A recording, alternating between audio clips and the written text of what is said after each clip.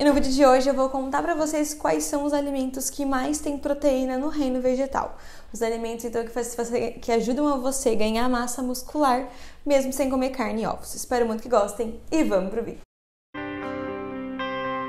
E pra quem não sabe, eu sou a nutricionista Bruna Harma, eu tenho bastante vídeo aqui no canal na playlist Me Conta Nutri, onde a gente conta vários vídeos sobre nutrição, sobre ganho de massa. Vou deixar a playlist nos cards. Falando em ganho de massa, tem uma playlist só sobre ganho de massa muscular e uma playlist só sobre ganho de massa muscular nos glúteos, o bumbum na nuca e o ganhando massa muscular, os dois vão estar aqui, você pode conferir. E pra quem me acompanha há bastante tempo, viu que eu passei por uma transformação, inclusive em aumento de massa muscular, sendo vegana e vegetariana.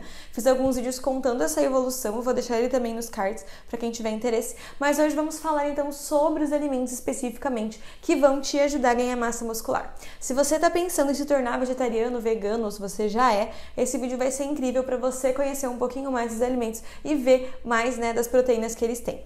E caso você seja onívoro, vai ser interessante você saber quais alimentos você pode incluir no seu dia a dia e que vão ajudar a bater as metas de proteína também. Se você tiver um interesse mais a fundo, eu tenho 2 cursos, um falando sobre alimentação vegana e vegetariana, com todo o passo a passo, eu vou deixar aqui no box de descrição, e um também falando sobre a questão de ganho de massa muscular especificamente, com vários módulos interessantes, vocês podem conferir. Mas chega de lenga-lenga, vamos falar então dos alimentos que realmente têm mais fonte de proteína, que inclusive eu tenho no uso no dia a dia da minha alimentação. Os grãos, são os mais queridinhos e favoritos nesse aspecto. Por exemplo, os feijões, todos eles, tanto o feijão fradinho, o feijão branco, o feijão vermelho, o feijão preto. Além deles também temos a lentilha, o grão de bico, a ervilha. Então são alimentos super legais e super versáteis que você pode ter no seu dia a dia. O feijão normal eu vou colocar aqui, quantidade de gramas que eles têm em cada 100 gramas cozido.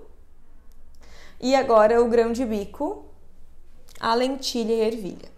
O mais interessante é que eles são muito versáteis, então você pode amassar eles e fazer um bolinho, você pode fazer eles em forma de caldo, igual a gente está mais acostumado a consumir, você pode triturar eles e fazer um patê, por exemplo, hummus, que é do grão de bico, você pode fazer de lentilha, de ervilha, de feijão mesmo, temperar como você quiser e colocar no pão também, então a gente vai agregando aí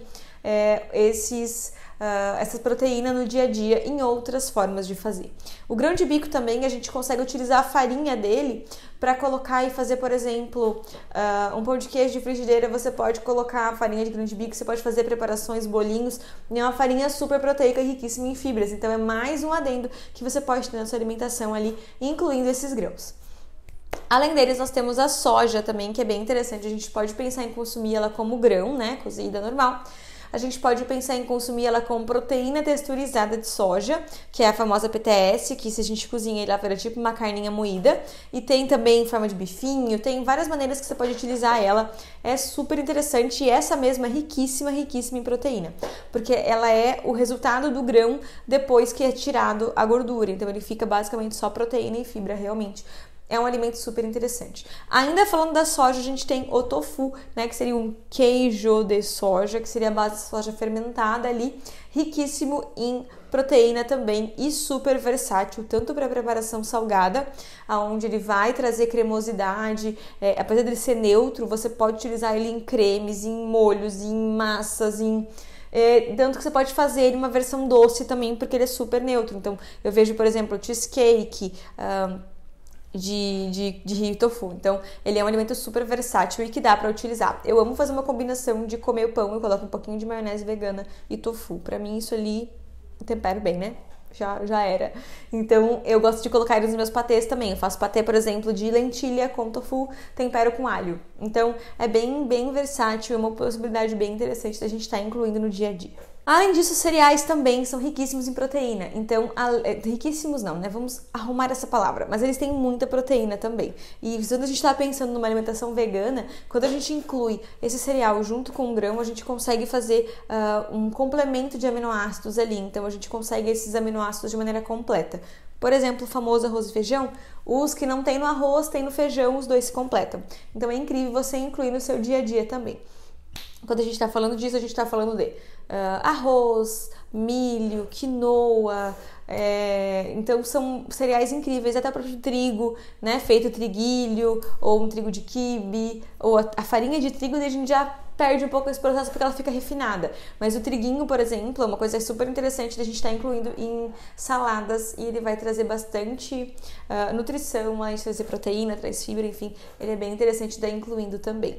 Então esses cereais também vão fazer esse complemento aí na alimentação.